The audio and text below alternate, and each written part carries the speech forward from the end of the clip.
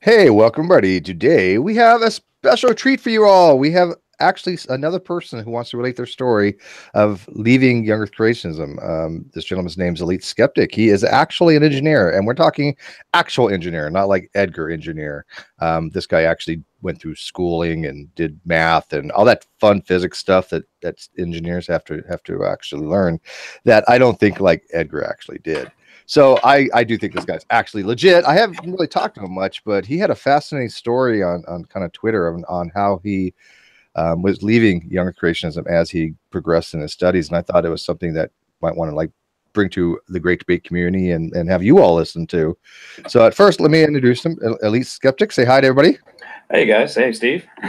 And what we're going to do is basically, I'm just going to turn this over to you. I'll let you start from the beginning of how were raised in this and things of that nature, and then let's kind of let the live chat kind of guide it for kind of questions.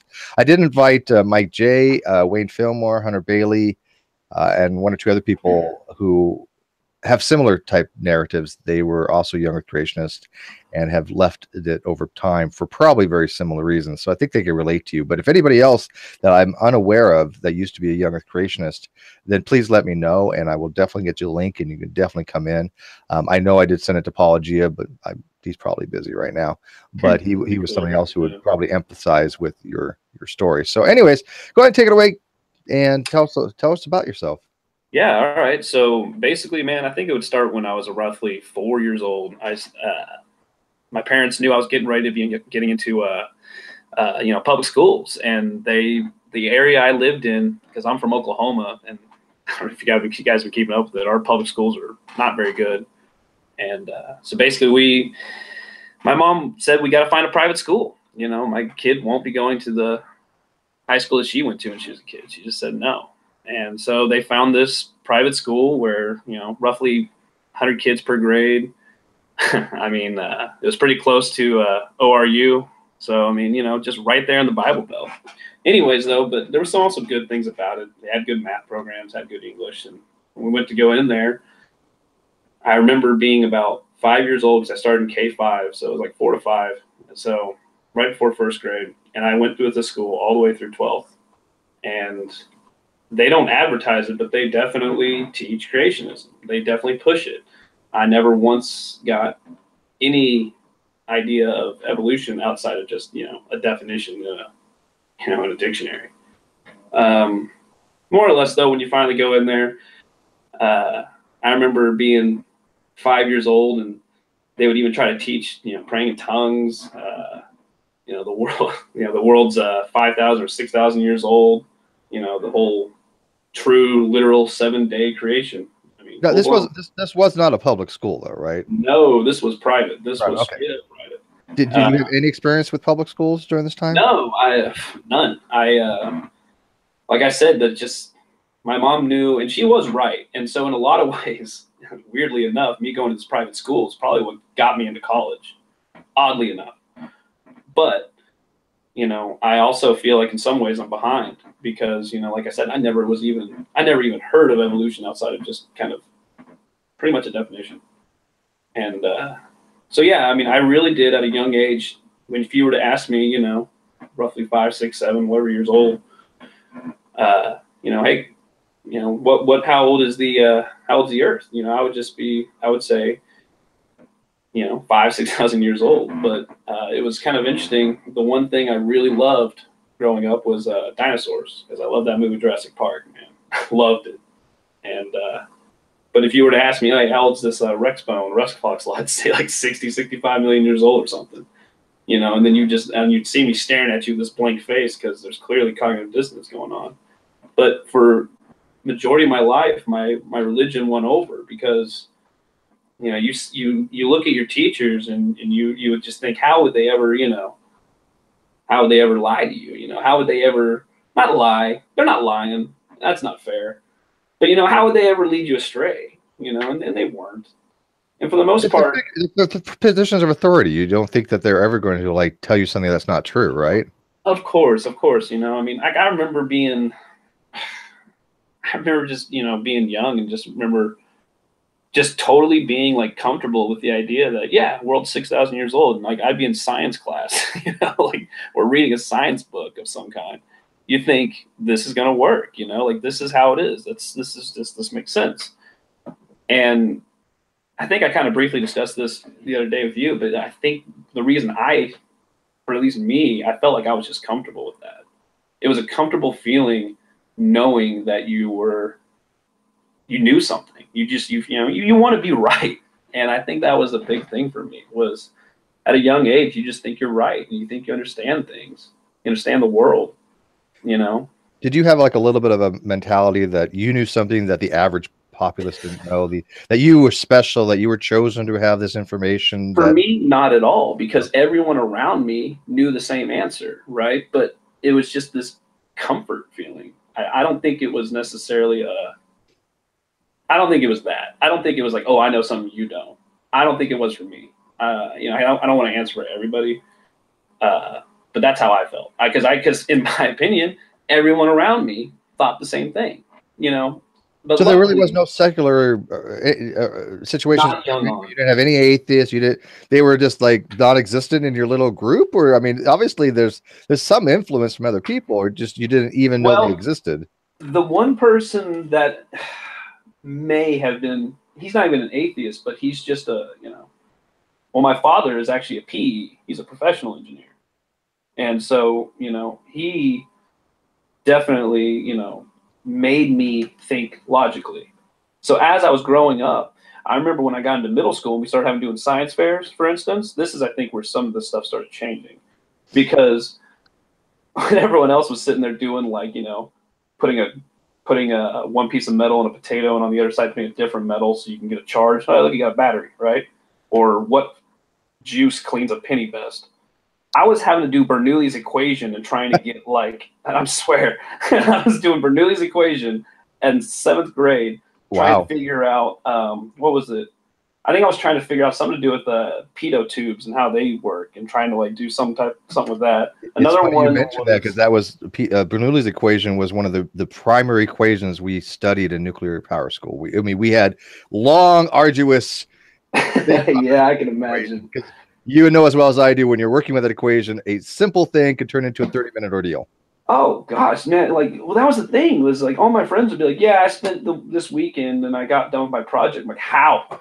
I'm like, "How are you?" Yeah, that's kind of fun stuff. I was just, my dad, he made me excited about it, but man, I'm not gonna lie. Once you started trying to work at that, I was like, "Oh my god, this is hard." Yeah, we would have problems where you would have you would have a vat, and then you would have a different salinity rate, and then you would have a pipe going out of it, a pipe coming in of it. You have an inlet, outlet. You have a kinetic change. You have a potential energy change. You have a volumetric flow rate change. You had Venturi meters down there that obviously deal with Bernoulli's equation. So you have a differential and pressure across it, and it would be like, okay, so after all this, what do you end up with? And you're like, I don't even know what planet I'm on any longer. Yeah, you're like, I think I was trying to get a pressure, and I ended up with a velocity. I don't know.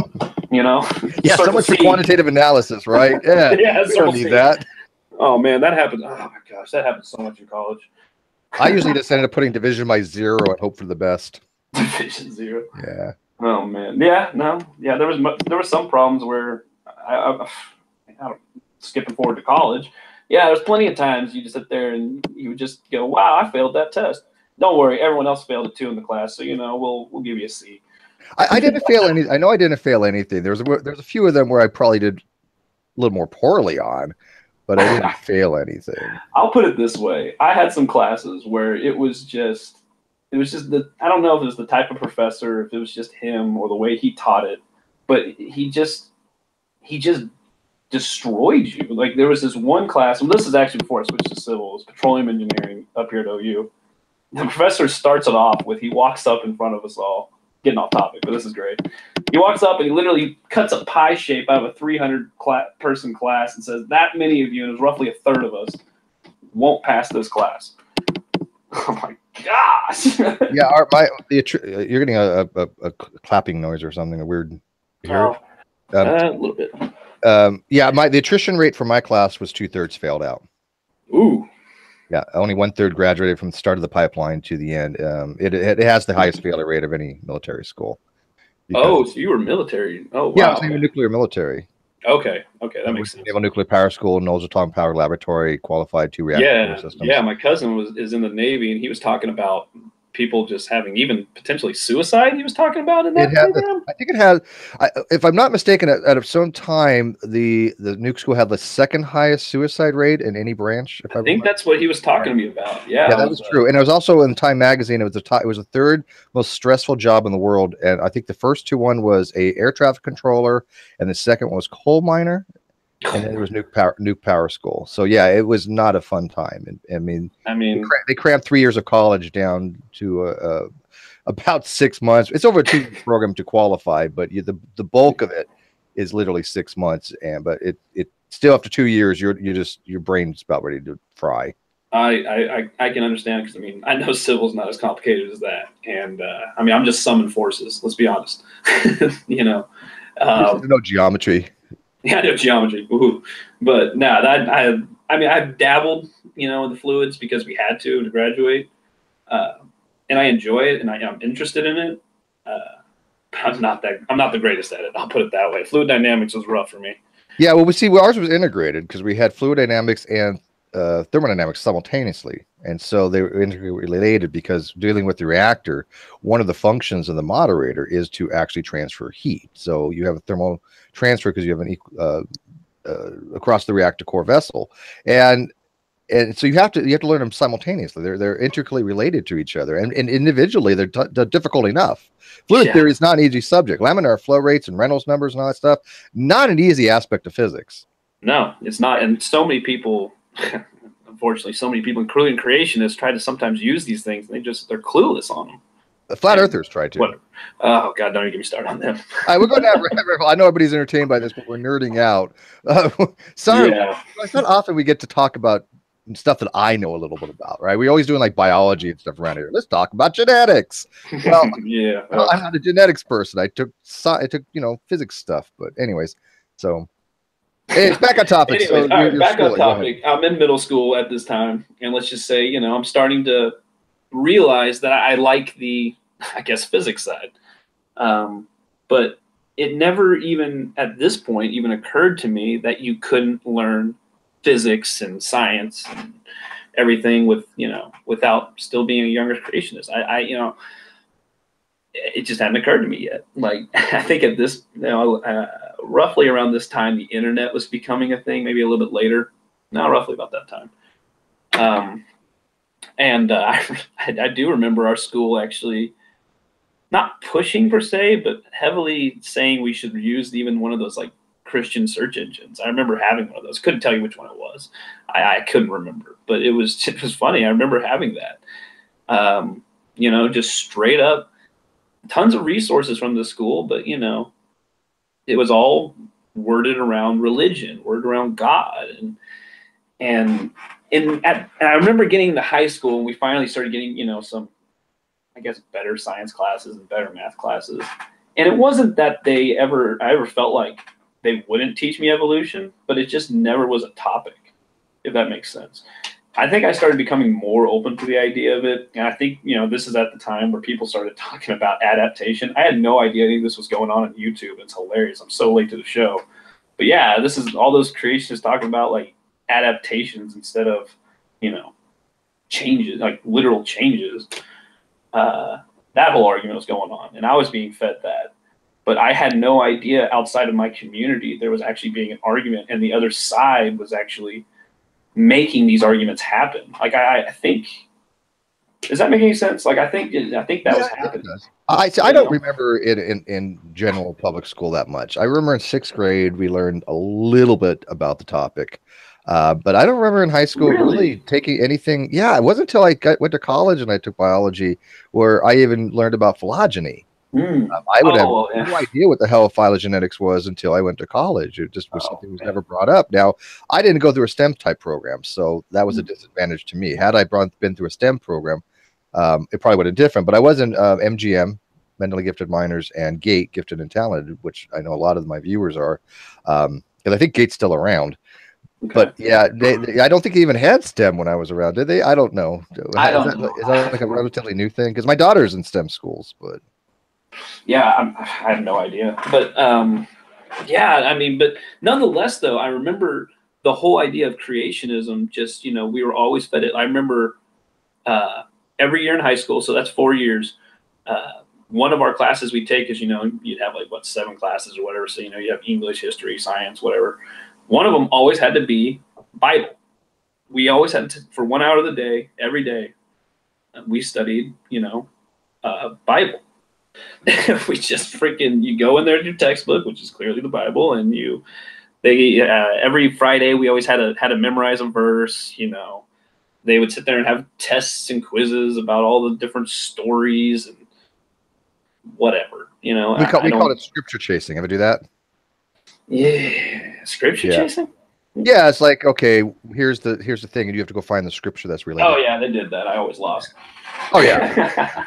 Yeah, unless it was John 3:16, I never remembered any of them by name. Yeah, it was, Jesus wept. I think it's the shortest verse. I remember that one. Jesus wept is the shortest one. Yep. Yeah, I don't know why I don't remember that one, but yeah, so we're always studying 2 days a week. We'd have to go to chapel, and that was that way from kindergarten all the way up to 12th. So I went to the school for 13 years, and when I graduated, I had just now probably started kind of going, well, maybe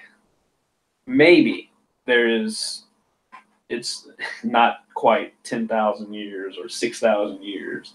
So I started thinking, well, maybe it's not, because there's these dinosaurs, right?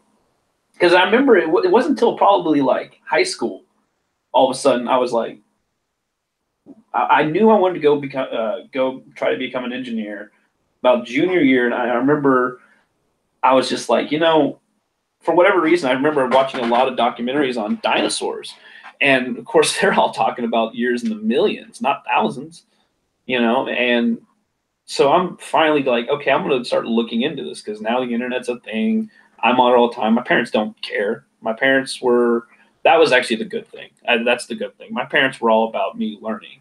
They didn't want to hold me back. They put me in this school in the first place just because, honestly, it was a better school. In Oklahoma, these private schools are better schools. They're better than the public schools. And that's true today. It's sad, but it's true. So, I mean, and then so in a weird way, like I said, me being a creationist is probably the only reason I got into college in some arguments. But so I remember I'm in college and I'm in high school, and I'm thinking, I need to start studying this stuff. I need to just look it up. But I'd always just get like this gut-wrenching feeling of like, I just don't want to, like I don't want to look this up for whatever reason. So I had this cognitive dissonance totally going on, even in high school. I mean, it probably went on my whole time there, because you got all your friends around you, you got all your teachers, you got everyone sitting there telling you, it's either a young earth or they just don't even bring it up. They don't talk to you about it. Now, when you're sitting there in some classrooms going, okay, yeah, this instructor's he's just wrong. Now I have to do this to get through this, but that's a good motto for young creationists. I have to do this to get through this. The only time I feel like I ever did that was when I was actually like, when they tried to get me to pray tongues. I just remember looking over to one of my kids and hearing what he made, and then listened to another one and said, oh, that's what he made. And I just made some noises. And I went, there you go, teacher, I got it. No. Oh, wait. Okay, no, wait, I'm talking about when you're in college, though. When you're in college, when you had like let's say your first, geology class. No. It's a legit thing. Were you already? Because they were good professors, man. Like they were just like, okay, this is actually what happened. I remember I'm in my geology class, because at first I was petroleum engineering, right? And you had to learn a lot about geology, and in intro geology they talk about the fossil records. They talk a little bit about paleontology. And I remember sitting there, and it wasn't just me in this class that had questions, because, I went to the University of Oklahoma. A lot of people come right out of the Bible Belt, go right into this, and have kind of the same situation, at least similar in this one regard. And I remember sitting here and asking him questions, or me and a couple other people asking questions, about the fossil record, because he was talking about these, like, what is it, the lobe fin fish, where they, like, Mm-hmm. Yeah, I think that's it. Basically, talking about how, like, arms and feet developed. And anyways, I remember sitting there going, oh, in my head thinking, oh yeah, what's the, where's the transition fossil, right? Here's the picture. Well, where's the next one? Yes. Well, where's that? Here's the picture. Here Okay, it is. I get it. Where's the next one? Is it, yeah. Yeah, like I get it. For me, that's how it kind of went, and that's when it was freshman year college. I mean, it just hit me like a ton of bricks. I mean, within 2 weeks, I was like, wow, what happened? So I kind of went from being, first couple of weeks in college, and you meet so many people too. That's another thing. It's not just what you do in classrooms too. Like that was why, and I remember wanting that. I remember going, okay, I'm gonna a roughly 100-person graduating class in high school. Going, I love talking to people. I love meeting people. I want to meet people, right? And so I was like, I'm gonna go to University of Oklahoma. It's a big school. I can get into it. Let's do it. And man, meeting people plus those geology classes really kind of just made me totally flip my belief and go, oh man. And so I went from being straight up a young earth creationist going, if you would ask me how old's the earth, I'd be like, oh, I think there's evidence to suggest that the world is 6,000 to 10,000 years old, whatever I'd say. But man, the evidence that backs up the other idea that it's, what is it, 4.5 billion or something like that. Their evidence seems to make a lot more sense, and they have a lot of it. And honestly, if you just got to study it, and just talking with random people, like, and not even talking to them about, you don't even talk to them about evolution. You just talk to them about just being a person and just, having an open mind, finally, not always being surrounded by the same exact carbon copy of everyone. Cause that's kind of what church does to you, like, remember this private school is also church. So they're integrally related. Yeah, there's definitely two fields that I can't understand people using young earth creationists, geologists and astrophysicists. The amount of cognitive distance you must need to have, a degree like a PhD in astrophysics or PhD in geology and accept young earth creationism. I mean, you ever have to go one of two ways. You either have to say, look, all the evidence does point to an old universe, but I'm just not willing to accept it, and I'm going to accept young earth creationist faith. Okay. I think it's silly, but it happens. And the other one is to actually try to say that none of the evidence points that way and try to put forth this young earth creationist narrative. Now, I say that a lot from the PhDs out there. I mean, I've talked to a lot of them. They do that. I think that is actually more dishonest. If there's different degrees of dishonesty, I think that the ones that are saying, oh, well, look at all this evidence for young earth creationism. Yeah, that was what I was taught, especially at a younger age. Because I do want to point that out too. That I feel like my school, as I was going through it, I feel like that talk kind of phased out when I got older. And I don't know if there was reasons for it. I don't know if, because that's many years in between. I don't know if they changed their opinions. I don't know, but I do know by the time I was in halfway through middle school, so 7th, 8th grade, into high school.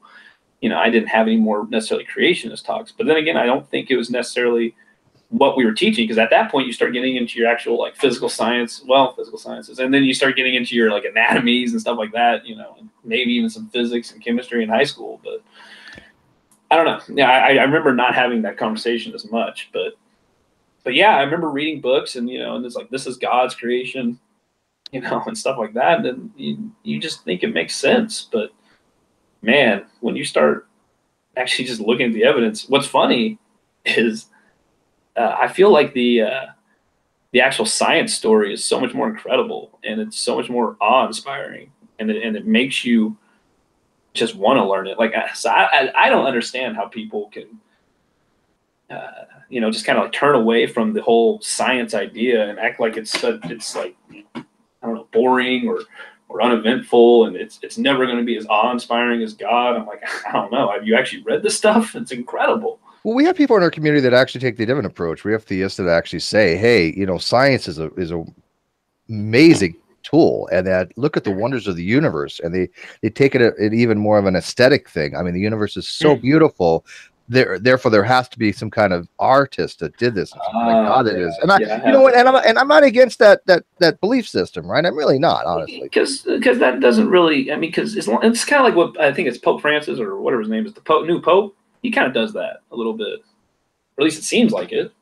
I am not really familiar with him that much. I mean, I know he's a lot more liberal than most before. Oh yeah, he's a little controversial because he says a lot of things that I actually do agree with, but.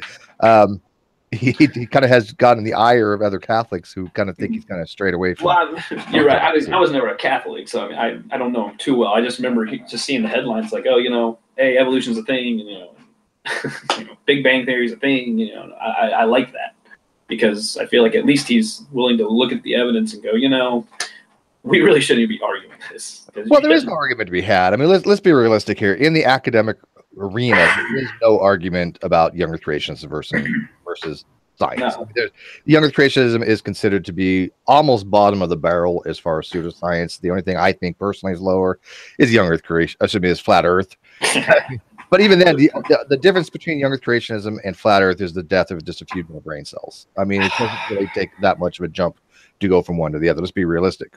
But what I do notice, they're very intertwined. I know people that believe both, but I do notice when I go to like Facebook groups that put forth just a young Earth creationist narrative. Some things that are common among all of them. They don't like to be challenged at all. They don't like to be shown actual evidence. And worst of all, every time they put forth something, it is literally a point refuted 1,000 times, or something that has been addressed 1,000,000 times, something that the average person who has gone to any type of college would be able to refute.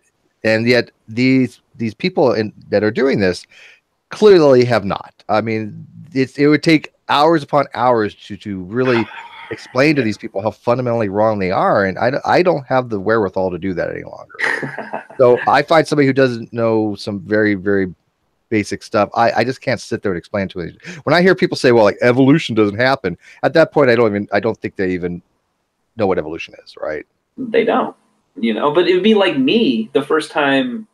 It would be like me before I ever even set foot in college. You talk to, we're talking junior elite skeptic in high school, so at this point I'm not a skeptic at all. Anyways, you talk to me and you start bringing up evolution stuff. I would just either I wouldn't want to hear it, or I would. I might want to hear it, but either we wouldn't want to hear it, or even I would probably still be like, no, I would try to defend myself, right? I don't know. Maybe I wasn't ready. I don't know, or maybe just I wasn't presented good enough evidence. Because in college you have to study it. Do the work, right? Exactly. I mean, it's one of those things that even makes it even worse for people that have formal educations that accept young creationism, because they've actually demonstrated they can do the material, and yet they still hold on to this weird narrative that just is absolutely impossible in any real world situation. How are there geologists that are younger creationists? That's my big question. If I ever got Steve Austin in here, I would ask him. Oh, is that one of those guys? Is that the guy that did the Answers in Genesis thing? He's the one that did the Mount St. Helens thing. Oh, okay. He wanted to pass off pyroclastic flow as sedimentary layers, and and screwed up on argon potassium dating deliberately. Yeah, that's Austin. And I think Snelling, isn't he a geologist too? Andrew Snelling.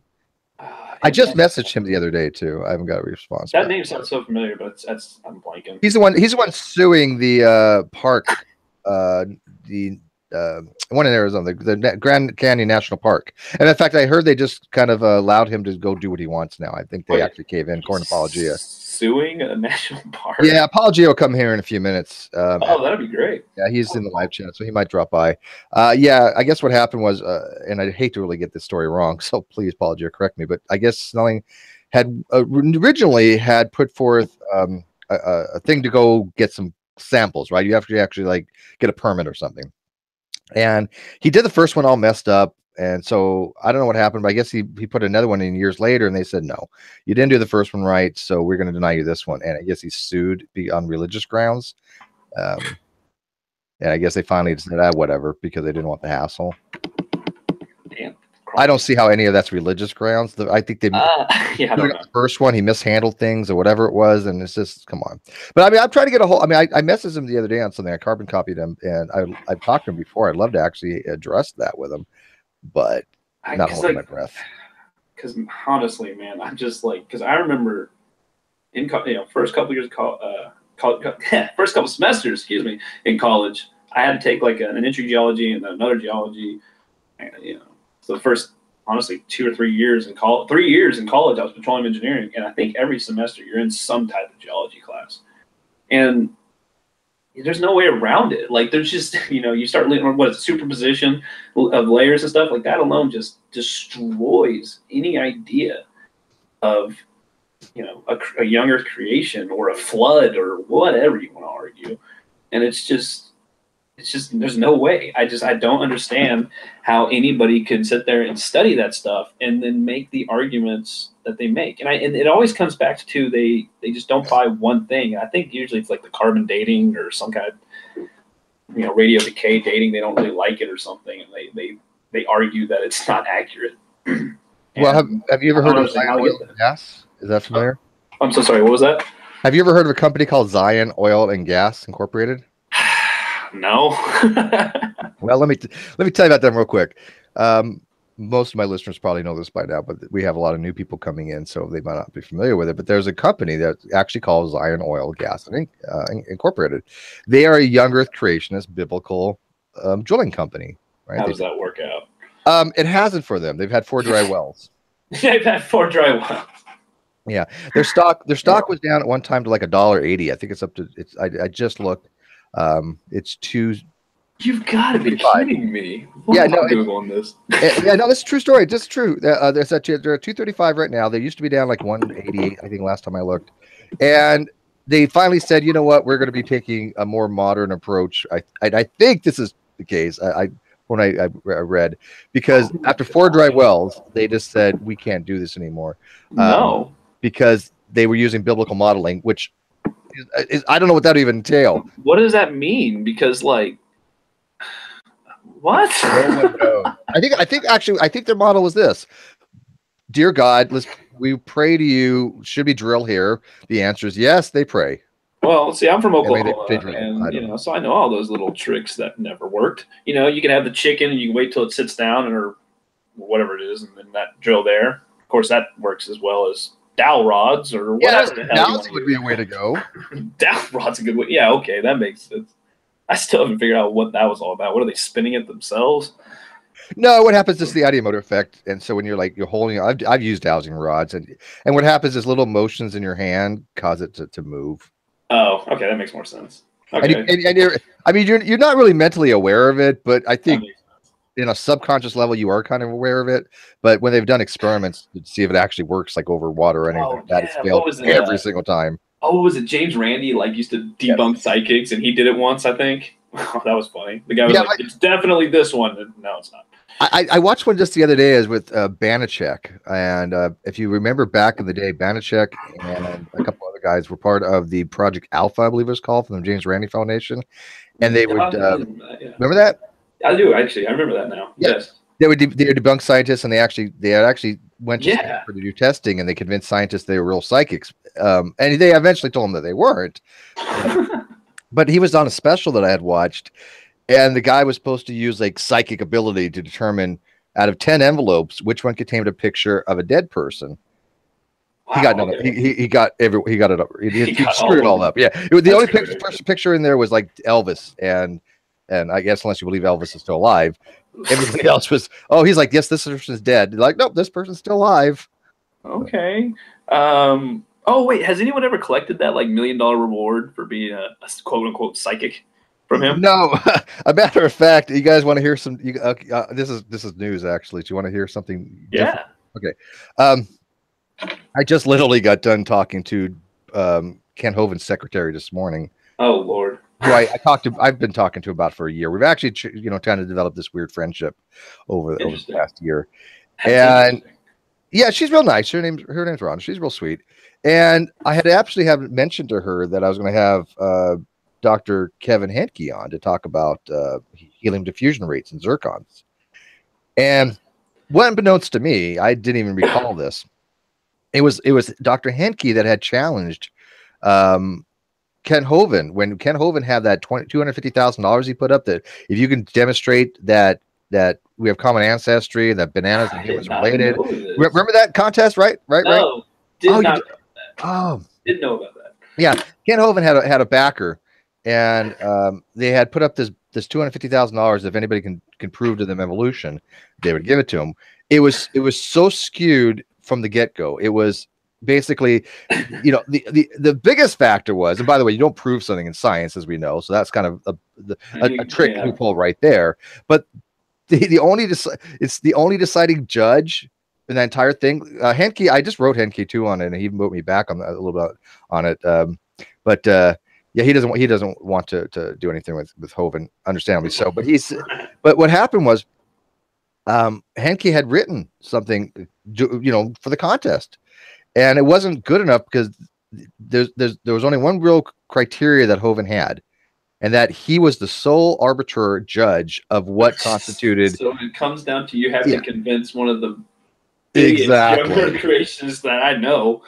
How fair is that? I'm gonna have a contest. I'll tell you what, I'll give you guys $1 million if you can do this for me, but I get to decide if you actually did it or not, and my judgment is final. How does that exactly work as a fair competition? It doesn't, but that's hilarious. I did not know about this. I gotta look that one up. Yeah, go look. He's on the wiki. He's in Wiki. Dr. Kevin Henke, Henke, and there's actually a blurb about that very thing on the Wikipedia. And so I didn't know they didn't get along when I had mentioned to his secretary about that. And he said what he said he'd do is, if Kent comes on my podcast, because we're starting a new podcast soon, and he said he would. And he wanted to give his side of this story. Really? Kent's on here. I asked Kevin or Dr. Henke if he wanted to give his side, and he politely said, "I don't want anything to do with him at the same time. However, if you have Kent do this, I will be happy to give my side at a separate time." And I'm like, "Oh, that might be okay. That might be good if there really is bad blood. That might be better anyway." Yeah, and that's like so. That's going to be on the actual iTunes podcast that we're doing. That won't be on this channel. But I thought that was interesting because all this stuff's so intricately related. It really is. And it all goes back to conspiracy theories, which is what I always spend a lot of my just downtime just kind of having fun debunking. I say debunking, but just kind of just disprove all the little conspiracy theorist tweets I see. I just have so much fun doing that. What are some of your favorite ones? What's some of your favorite? Oh man, I mean, I started with flat earthers. The chemtrail ones I'm bored of completely. I think that one's the dumbest one. It is up there, isn't it? It really is. Oh man, I hate that one because it's just repetitive. The best one though I do see on the chemtrail ones is when someone just the cirrus clouds or whatever it is. They'll just post a picture of a cirrus cloud, a normal cirrus cloud, and they're like, "That's a chemtrail." And you're like, "No, it's not." No. Let's see. Of course, the young Earth creationists. We got the flat earthers, but the ones that are the greatest are the ones that sit there and mix the two. They mix the flat Earth and the creationism, and they're like, "Oh, all the evidence you need is right here in the Bible." But it's like it's the same arguments Kent Hovind uses, but like for flat Earth. That's actually how they go about doing it. The way you put forth pseudoscience is pretty much the same across platform, whether you're a flat earther or a young earther. How you put forth their narrative is still using the same kind of disinformation, the same kind of trickery, the same kind of appeal to emotions. It's all the same. And I think Paula Gia pointed out in the live chat. I think I'll attribute this to him. He could be wrong, but I think it was him that said a while back that flat Earth is a subset of young Earth creationism, and I happen to agree with that actually. I totally agree because every time it's I've even heard what is it? I think it had like a seminar or some kind of like meetup or group meeting of flat earthers, and like I remember one of the guys is like really adamantly chanting on there like it's really people say that flat Earth isn't a religion, but it's kind of hard to not be religious if you're in it, and it's like wow. I think flat Earth's going to become a new religion soon. I really do. It is growing. Everything I've seen so far. I thought it would be hopefully diminishing, but it actually is growing. We're supposed to be talking to one of the event coordinators of that event. I think that was originally Mark Sargent's event, if I'm not mistaken. But we do have somebody that we plan to discuss the trend in flat Earth, and I think that it is increasing. And what's worse is that they're getting after people that have a platform. And what I think is happening, and this was, I gotta admit, smart flat earthers are dumb as hell, but they are smart in certain things like marketing. They have gone after these people with names, basketball players, football players, stars, because these guys don't know crap about science, right? Oh yeah, no, I think some actually do on average. But those are the ones I hate. I can't stand them. But yeah, no, on average they're clueless, and they think they know something. Like the biggest argument I see, and I think the easiest way to debunk it is they'll say, "Oh, water always finds its level," right? No, it doesn't. Just look at it. Grab a glass, look at it. Is it really level? No, it's not. Water goes from a high potential to a low potential, but there's also other forces that can act on it. Let's go back to civil engineering, like I am. I'm summing my forces, right? Well, you do the same thing on water when it's steady, in a glass. What's making it draw up the sides of the glass? Capillary pressure, surface tension forces, stuff like that. The water's at rest and it's curving. And if you don't believe me, take a drop of water, put it on a table real quick, and you tell me what the shape of it is. It's going to be a droplet. So and Mercury has the opposite. I remember that. Oh, I don't remember that right now. Mercury will actually be the opposite. Yeah, it actually goes down rather than up. Wow, I did not know that. Actually, I gotta look that one up. Anyways, but have you ever tried explaining a free body diagram to a flat earther? Yes, I actually did a video. I actually had a guy, a flat earther, or a router skeptic come in. Nice kid, actually, really nice kid. And as a friend's request for somebody else, they said, "Hey, Steve, can you explain to this guy why rockets work in space?"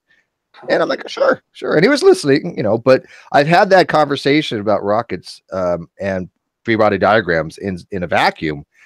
And it is like their eyes glaze over. They can't understand the concept involved with like conservation of linear momentum and impulse, like an impulse drive type thing, or they don't understand vectors. It's just completely lost upon them. So, right, no, yeah, the vectors, yeah, could not believe. No, I've actually had the conversation a couple of times on Twitter, and I've tried to explain to them. I think free body diagrams for airplanes, lift, causing lift, and why we don't have to pitch down all the time. Like that just, God, that's a big argument they have. They think lift, that thrust, yeah. I like my Microsoft Flight simulators. I'm trying to get level flight. Yeah, but they sit there and they think now that gyroscopes, it's like the holy grail or something now, and it's like, oh, look, the plane needs to pitch down at all times. I'm like, no. I don't even understand how they mentally think that. I've seen them say that, but mentally, I'm like, how do you get that image? I don't. That one's a good one. Because think about this: the concept is literally kind of simple. If you want to go higher, you have to add some kind of energy to the system. You need thrust. Okay. Yeah. And so, if you don't have any input, if you don't have any thrust going in, how are you likely to go into outer space if you have level flight? Oh, I love the people that think we go into outer space straight vertically. Yeah, that's I've ran across those as well. They don't understand that how you do an orbital insertion. Yeah, I'm like nobody's gonna go straight up. I'm sorry, that takes way too much energy. Like, oh man, can you imagine how much fuel you would need for the Saturn V would need to be like 10 times the size, and if you couldn't put anything living on it because they would just turn into a pancake. Like, can you imagine the acceleration? The G forces you would have. Man. Yeah, like it had to be just ridiculous. You guys obviously don't know about how the waters from the flood made the craters on the moon. Oh gosh, what?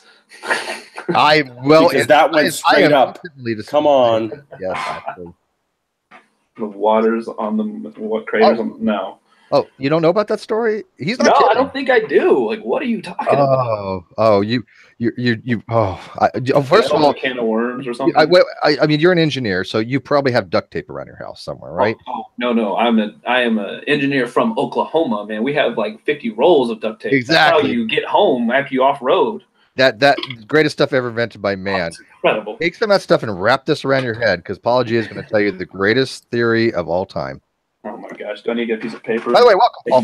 Thank you. By the way, and any of this familiar to you? I think this is kind of a familiar story to you. Right? Oh yeah, no, I was saying amen in the side chat the whole time. All the cognitive dissonance stuff, and yeah, all of it. I was in line, and I mainly came on to tell you, Steve.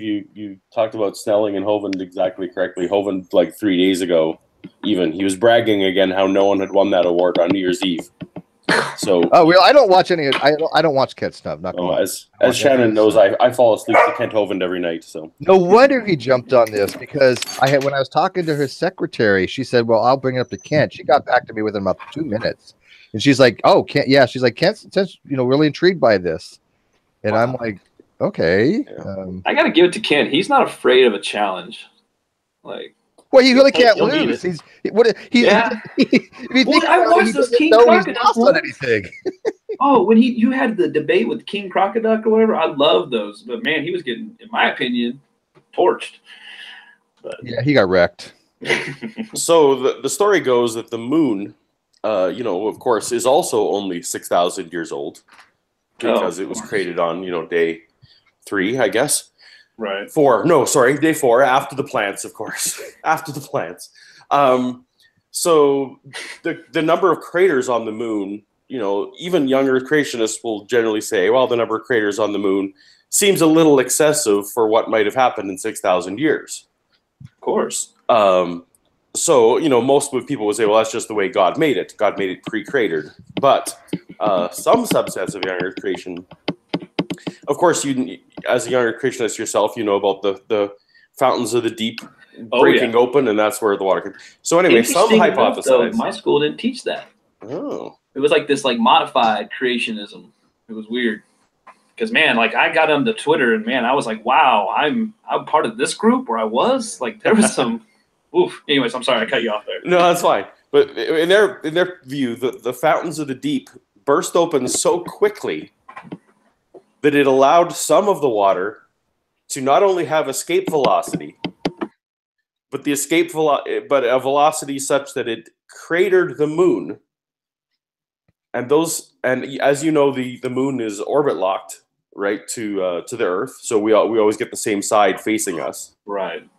So in their view, if we ever were to visit the moon and visit the other side, we would find it all smooth as glass. Oh, of course we would. Yeah, we've had actually around the moon to the other. We know what the other side of the moon looks like. Did anyone ever think to ask these creationists, hey, what are those escape velocities? Yeah, there have been people that actually work this out, and I think given the most optimal conditions, you know, I mean, best case scenario, the highest something could have ever gone. I'm probably going to screw this up, but I think it was like 26 kilometers. A far cry from whatever it is you need to get to the moon, which is like 250,000 or something like that. Or even if you're a flat earther, it's 3,000 or something like that. Yeah, well, their numbers are strange across the board. I mean, it's like, oh, the sun's 3,000 miles away. How exactly is that going to work? Well, the funny thing was, if you do like the original Eratosthenes experiment, the numbers, and I think I've seen some things, and I'm totally just about to parrot some flat earthers here because I actually never done this equation, but apparently the numbers still work, and I'm like, whatever, you know. I just tell them to pick a farther off distant object, you know, pick a farther star and do the same experiment.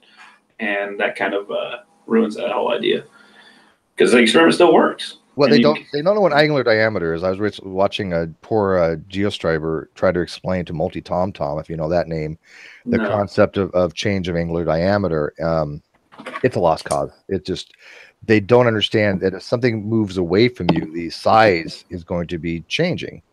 Oh no, it was not. I'm sorry, it wasn't multi-tom-tom. It was Anthony Riley. Yeah, Anthony Riley could not understand the difference between an angle of something and the angle that subtends up to an angular diameter, because the angular diameter is the position that it appears into the sky from like our eye, how much space it takes up in the sky, and it's based on like a 360 degree sphere. And if something's moving away from us, that angular diameter is going to appear to be smaller, even though the linear diameter, the actual linear diameter of the item object hasn't changed. Utterly lost upon him.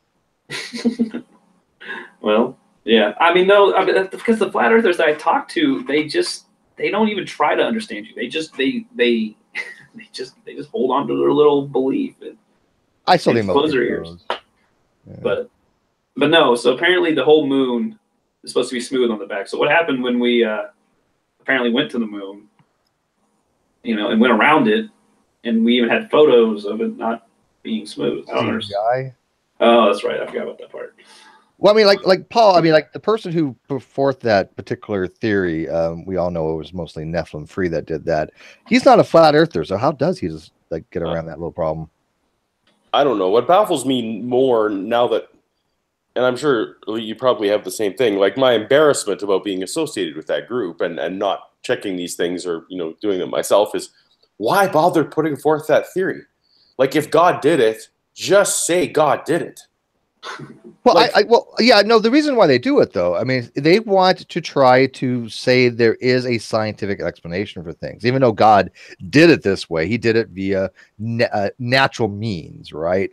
Sure, obviously that fails. We've talked about this before. I mean, in one of my videos, we talked about how, one of the theories on how kangaroos got to Australia is that volcanoes in Mount Ararat sent the creatures there faster. Yeah, it's a koala ballistic theory. Like, just don't. What's the terminal velocity of that?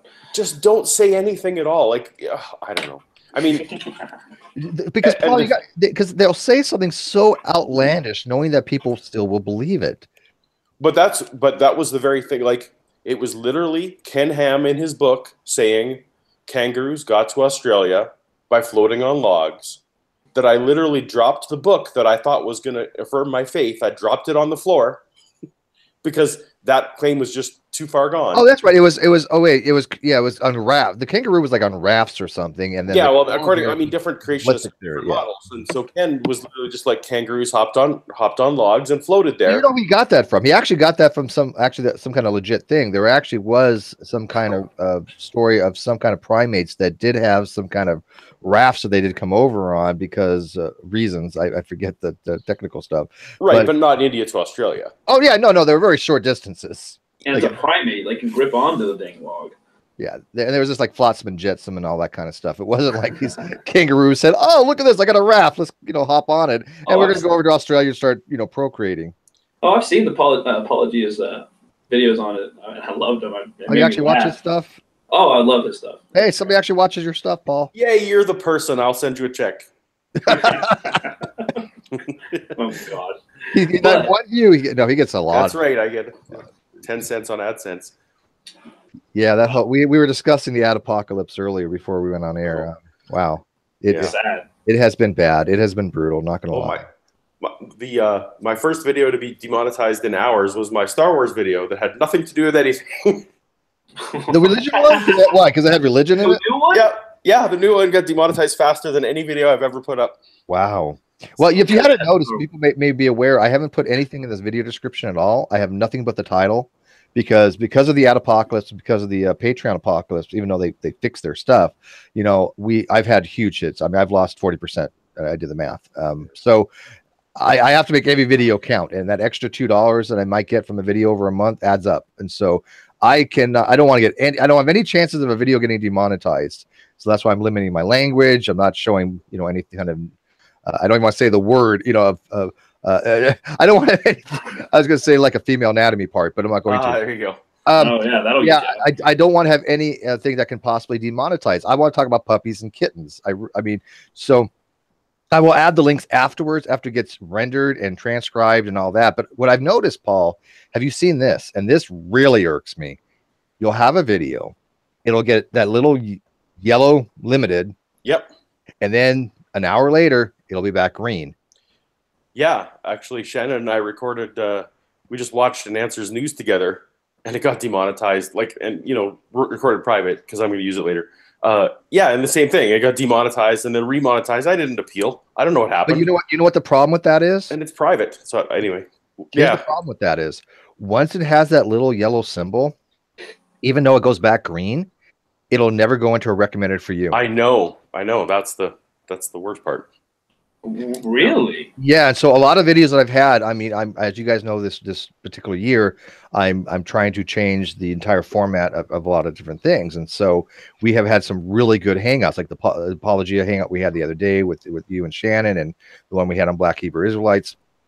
If they don't get recommended, they don't get as many views by any stretch of imagination. And so like the one we had today had like 1,000+ hits, but it was already yellow, and even though now it's green again, it won't ever get recommended, and so it's going to be stuck there. It's really kind of disconcerting. So actually, what I did was I actually wrote a script, and I've given it to a fellow content creator or content provider, and he's actually doing a collab with me and somebody else to do a video about this very topic, and he's going to use major chunks of my script and incorporate it with his own thing to kind of put forth a a little narrative to YouTube about this. Not that they're going to care or listen. Well, Steve, if I can't swear on your channel, I don't know what I'm going to be doing here anymore, because I don't swear on my channel, and yours was the place I could come to do it, you know, let my foul mouth fly. So yeah, well, I mean, we'll have some videos. So no good anymore. Now I'm out. Yeah, well, we'll see. We'll figure it out. I mean, like I said, my videos that I have, they only get, I mean, literally nickels and dimes we're talking about, but I have 600 videos. So those little nickel and dimes add up to like $4 a day. Well, that is that's my income next to my Patreon. So yeah, it adds up quickly. That's why I can't. I mean, I'd rather have $4 a day than $3 a day, right? Because that's like $30 difference a month. So anyway, you didn't mean to sidetrack the conversation to. Oh, you know how we are in the great debate. Yeah. All over the place. So okay, let's get back to our actual guest. You know, Elite. So continue on. I mean, so you started obviously taking these courses, and you started recognizing that young person had issues. Do you actually remember the moment where you said, "Yeah, I'm done with it"? Was it like a line of demarcation, or was it a gradual thing? Well, the creationist part probably got ruined that first semester when I got introduced to fossil record. Like I said, I just felt like every time I was like, "Oh yeah, what's the transition fossil? There it is. Oh yeah, what's it? There it is." I mean, today now you can pretty much line up, you know, skulls where you'd be like, whatever, this person say that's an ape, and then you go down the line and that's a human, and you kind of just look left, right, and go, ah, crap, there you go. You know, it's like I don't really get it. You know, like it's. Well, they have a weird understanding what a transitional fossil is. I think they do a version of it. Oh, they do, like, because they want you to. Well, here's the thing with them: they want you to have a transitional fossil for every species, because they think if they can disprove evolution, because it's quote a theory, they can disprove the whole thing somehow. And it's the devil's work. Yeah, it's the devil's work. I mean, because it's kind of the same thing with the idea, going back to the flat Earth thing, but it's the exact same argument I hear on flat Earth about gravity. They're like, it's just a theory. Do you know what a theory is? They don't. You know what that means? Yeah, they don't, and it's sad because they just use like the layman term. But did you know what a theory was prior to your first year of college? Yes, because my father made sure I knew that. But I think that was the little bit of advantage I had was, like I said, my father, you know, in middle school through high school, forced me to do these, you know, pretty rough science fair projects. Like now, he wasn't a young Earth creationist. I don't know. I don't. There's no way in hell my dad. But your mom may have been or was. Maybe. How'd you get involved in it then? School. You know. Yeah, but your parents put you into school. They put me in the school, but like I said, I think they sent me there because honestly, you know, it's still going today. Our public schools are just, unless you go to one of the big public schools in the area, our schools are just atrocious. Yeah, no, private schools. I mean, I'm not knocking private schools. Private school. My daughter was in a private school. It was a great Catholic school. I think she got a good education out of it, but there was religious overtones. There's just no way around that. No, and there was for me too. And like I said, when I was younger, I remember the overtones being stronger.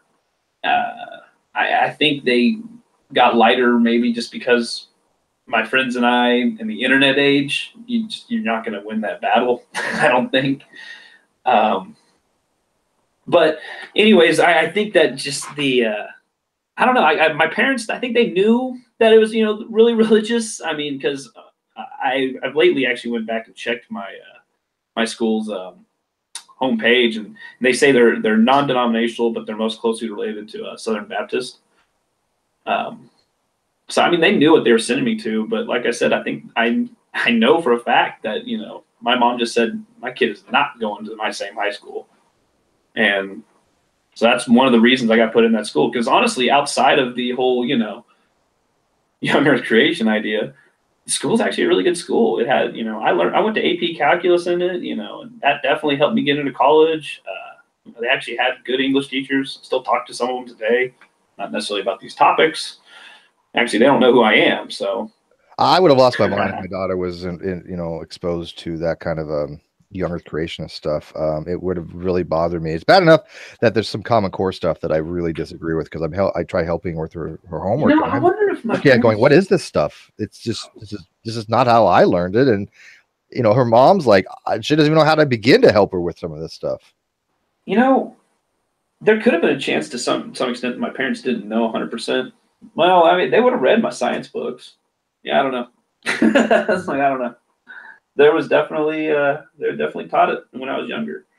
When I got older, they didn't really have it as much. Like I said, for whatever reason, I think it was just mostly because you eventually grow out of the whole physical science studying. You know, you start trying to get into chemistry and stuff. So by the time you get to high school, you don't have that. It's just not really even a topic. And so now you're just kind of free to do what you want to do a little bit. So, you know, of course, I was able to, my parents allowed me to at least go view secular things. Like I said, Jurassic Park was probably the one thing I could really pin myself to outside of anything else that would have eventually got me to the same spot.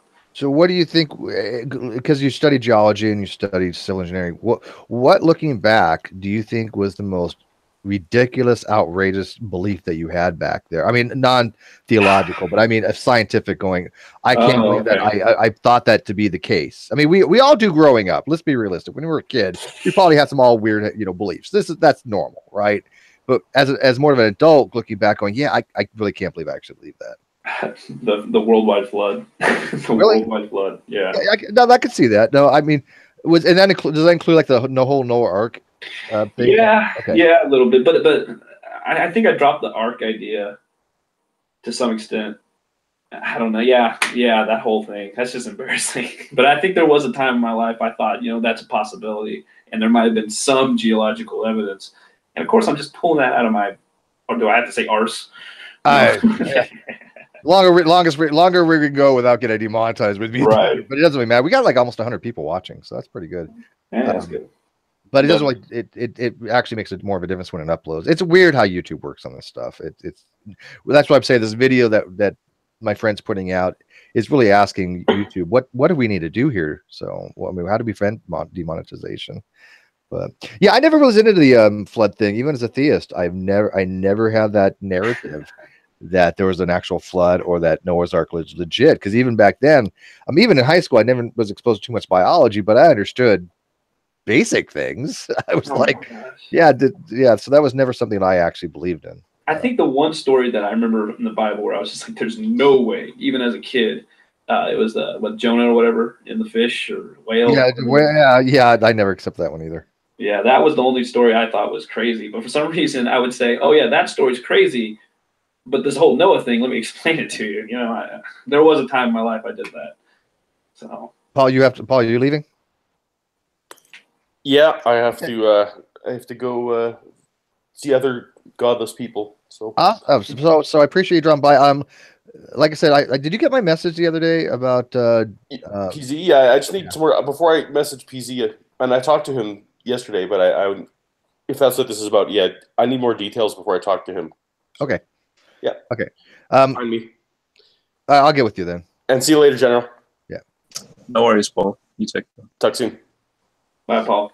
Well, and great to talk to you, Elite. I'm going to watch all this later. All right. Thank you, man. Later, man. Yeah, we got General who dropped in, who is definitely not a young creationist. What's up? How are you doing, Steve? Hey, my friend. You are a creationist, but not a young one, so you're in that subcategory. Well, to be honest, I don't think I'd even call myself a creationist. I wouldn't either. Yeah, I mean, it's a pejorative term, but I would fit in that category, I guess. Yeah. So what would you like to add on that? I mean, have you been kind of listening into his story? No, I literally just joined in. So it's nice to meet you, Elite. I guess it's I've never heard of you before, but nobody has. Yeah, music community, and he's starting his own channel. So, as a matter of fact, go ahead and plug that while we can, if you want. Oh yeah. Actually, I just now started a new engineering job, so I think I'm gonna have some free time on my hands. So yeah, I'm gonna be trying to make a YouTube channel here coming up pretty soon. It's just gonna be EliteSkeptiC, and also if you want to, this already is going on. I just try to debunk anything I don't like. I see on Twitter for on EliteSkeptiC. It's just that's my Twitter tag. That's my name, EliteSkeptiC. Have you gotten an actual YouTube channel yet? I've got it made, but I don't have anything up yet. Okay. Well, when you do, let me know. I will. I will definitely let you know. Oh, so EliteSkeptiC, you're an ex-younger creationist that you see? Yeah, actually, it's kind of funny you bring it up. I think the first time I met Steve McCrae, I kind of actually trolled him a little, but my bad. Sorry about that. Not like I'm not used to that, dude. Trust me. Yeah, all right. I mean, it's Twitter. What do you expect? But yeah, Not a that's problem. kind of how I met him, and it was actually blew me away that he was like, "Hey, what's your story?" And that's how I ended up here. So, yeah, we take all types, so it doesn't really matter. all right. Well, I'm glad you had me. This has been a lot of fun, and actually, this is going to help me kind of, hopefully, get a feel for getting into YouTube, because I would really like to do that. I've just always wanted to. Well, that's kind of what I'm developing this platform to be. I mean, we're branching off to other things. We got a podcast coming up here in a couple weeks that we're launching. It's going to be huge. We've actually got a producer from BuzzFeed involved. BuzzFeed has like 3.8 million hits a day, and this is one of their producers. He's interested in the project. We've got a huge magazine involved, Beverly Hills Lifestyle Magazine. We got the editor of that. The owner of that magazine, Lisa Vanderpump's boss, and she's like huge in the States here, because that's one of the housewives of Beverly Hills, and she has her own show. We might eventually get her. I mean, if we get her boss and he has a good time, I'm sure he would say, "Hey, Lisa, go to Steve's podcast with Kyle." But yeah, one of the things I want to start doing is as we grow is I want to be able to give back by allowing new channels an opportunity to come on and talk, because Apologia, when he first came into the community, he had 100 subs. Now he's in the stratosphere. I mean, he's like, I love his channel. Yeah, I hope he keeps making them. Not that we actually, had contributed to that, but I mean, we did a little, obviously. But I mean, he's done it on his own because he's just such a great channel. But I want to promote those types of channels. And by the way, I don't know much about BuzzFeed. Live chat's like talking about BuzzFeed. I don't much know about them. I just know they are a huge news force to be reckoned with. So millions. Yeah, I agree with you on that one. Yeah. So I'm not trying to promote them as some kind of Bastillion of science or anything like that. So I don't really care. I mean, I haven't even done anything yet. But anyways, I appreciate you coming in. We do have another hangout tonight. Shannon Q is starting I guess one of her own types of shows tonight. It's called "Let's Talk About You" with Shannon Q. That's Paul's girlfriend, and she's going to be having a one-on-one discussion. I'm just hosting it. I'm just literally giving her the reins of my channel. I'm not even being involved. We'll have to watch it later on, actually. And she's going to be having one-on-one discussion with G-Man. Ooh, that'd be interesting. So that should be interesting. So. All righty. But wait, so is this hangout ending now? Yeah, I'm only been keeping these things for about an hour and a half. I got all excited. Yeah, I know. I don't like it when you get excited. That scares me. No, I like to keep things in bite-sized things where people can actually watch. I'm learning that the longer hangouts and the more. I've also keep the people limited as far as how many people join, because one of the best feedbacks I've had over last year was that the 10-man hangouts not working too well. And I think I have to agree with that. I think that when you have like 5 or 6 or a smaller amount, you get just as many people interested, and you also have more people. You have more engagement with the people that you actually want to have engagement with. Does that make sense? That makes a lot of sense. I like that. So we're learning as we go, bigger and better. So I am keeping the hangouts, these kind of hangouts to more of a minimum. And then as we have open hangouts for everybody, we'll have those as well. But we'll have those usually on the weekends, like Sunday or something. Oh, okay. All right. So anything you want to add before we kind of close this up? Because I really appreciate you coming in and tell your story. I think it's important people do know these stories, because I want people to realize they can help people get out of Young Earth Creations by showing these types of videos to them and showing them Paul's channel. Because if you guys really want people to get out of Young Earth Creations and you have a friend, show them the Great Debate Community and show them Paul's channel, especially. I think it's a huge repository of excellent information that they can utilize to start their thinking process as to why what they believe is just not correct. Yeah, what I would add to that is that definitely as I've gotten on Twitter, I started realizing there's more people that think like me than I thought. And then also I would also add that don't be afraid to just go and do your own research. Why are you so afraid to go learn something? If science is really wrong, or should I say whatever you think it is, go see for yourself. And and if it doesn't make sense to you, then yeah, keep making your argument for your belief or whatever it is, but don't be afraid to try. You know, like I don't think I'm all that smart of a guy, but I made it through school and engineering and stuff like that. You know, and I was able to learn some of this stuff. It's really not all that hard. I think the problem is more fear of like in Paul's case, it's family. You know, oh yeah, and I see that with other people too. The family is not very receptive. That's what they're scared of. I think that a lot of them do know that it's wrong. I mean, I completely agree, and they get I'm ostracized. with them in a little bit because look, I'm not even showing who I am. You know, but. And that's quite all right. I mean, I have no issue with anonymity. I think anonymity is important. Now, I don't have any anonymity. Everybody knows who I am by now. But you know, for people that, especially starting out, try to keep anonymity as long as possible. I have no issue with that whatsoever. Especially since I'm still trying to make it in the engineering industry. You know, I'm still starting out. I've only actually graduated, you know, a couple years ago, so I'm still kind of new.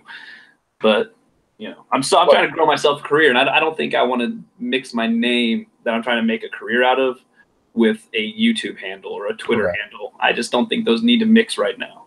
I agree with you 1,000%. You have to check out my video on. I did one on polonium halos. Are you familiar with that topic at all? No. Okay. What was that again? Polonium halos.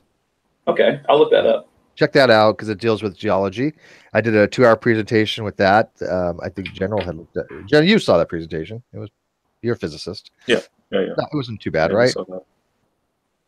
General, do you have a Twitter account? No, I have Facebook, so I sent my link in the site. Okay. Yeah. And then I have another channel. We do math stuff on the GDC community channel, and I was doing math presentations. You might be interested in joining us for those. The last one I did a on Taylor series and McLaren series, and oh man, I used to be good at those. Those are fun, dude. I don't know why I like Taylor series. I find them to be weirdly enjoyable. I don't know why. You broke their calculus up into 4 things, and they actually have. So I had to take a whole semester on basically just series. Like it was just all the different series, and because we did Calc 1 through 4, like I said, and so Calc 3 was just series, and so yeah, I was actually pretty good. Series, sequences, and summations. I have a weird fetish for. I don't know why. The only thing I have a hard time with, if anybody listening, and I have people that have PhDs in math. I know half a dozen PhDs in math, so I'll have to get one of them to do it. I know one that's exceptionally good at this, but I need somebody to come in and really break down Cauchy sequences. I'd have to look up what that is again. And even Dedekind cuts, because they're basically how you actually generate numbers. How a Cauchy sequence is how you will take sequences that converge on a number, and then that's how you actually define to be a rational number, a real number, actually. So it uses a lot of advanced maths. It's very similar to. Do you remember the limit delta method? A little bit, yeah, for like getting limits. Yeah, that's actually what I learned in high school. Yeah, it's very similar to the epsilon delta method, which we all have to learn, and then we all forget because it sucks. It's very similar to that, but it's using sequences to do something similar to find the convergence of something. And so if you cannot make a Cauchy sequence to a number, it's not a real number. Oh, okay. All right. Well. It's really, yeah. Well, anyways, we went off topic there. We just lost our entire people watching, because once we go to math. Also tell the audience about the helium diffusion we'll be doing. Oh, yeah, before I forget, on the 12th of this month, January 12th, we have Dr. Henke and Dr. I think how it's pronounced his name is it Lochet? I don't know. I have to ask him. I haven't talked to him verbally yet, so I don't know how to pronounce his name. It's French. I'm going to butcher it. It's probably Dr. Lochet, but if I'm wrong on that, I'm sure I'll find out really quickly. But they're going to be coming in to do a 2-part series on one Friday and then a week later, another Friday, on helium diffusion rates. They're going to have a 40-minute presentation. And they're going to be discussing Dr.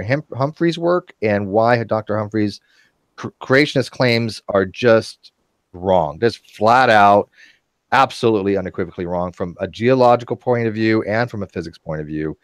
And I've actually notified Humphreys of this. And if he wants to, at some point in the future, do a rebuttal on it, or wants to send to us his refutation of it, that'd be great. He won't go on air, though. I've known him for quite some time now. He just absolutely refuses to go on air and put his claims out there. And I find that to be the case with every single young Earth PhD that I've ran across. Go figure. Yeah, go figure. All of them. Oh, Lament says spell it. It's Loechelt. First name is Gary. Gary. Yeah. All right.